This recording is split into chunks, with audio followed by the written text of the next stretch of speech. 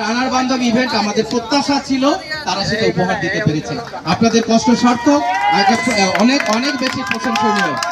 আমরা আশা করব রানারদের পক্ষ থেকে আমার দাবি থাকবে আগামীতে আরো এর পরিসর বাড়বে এবং আরো ভালো একটা ইভেন্ট হবে। আবারও ধন্যবাদ, আপনাদের জন্য অনেক অনেক শুভকামনা। একটু বলেন তারা অনুপ্রাণিত হবে।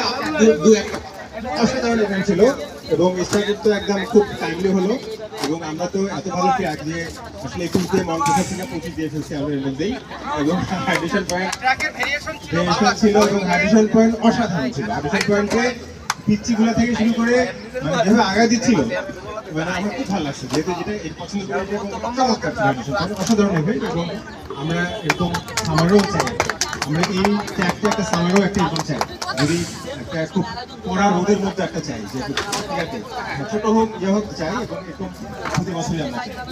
অনেক অনেক কৃতজ্ঞতা এবং আপনাদের অনেক ধন্যবাদ।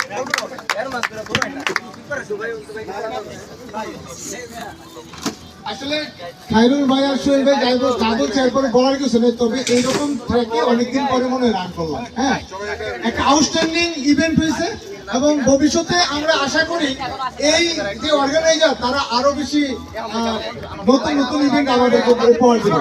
হ্যাঁ, এবং এখানে আসলে সকাল থেকে এখন পর্যন্ত আমি কোনো ত্রুটি পাই নাই। So definitely from on behalf of all running community and runners from Bangladesh, thankful to the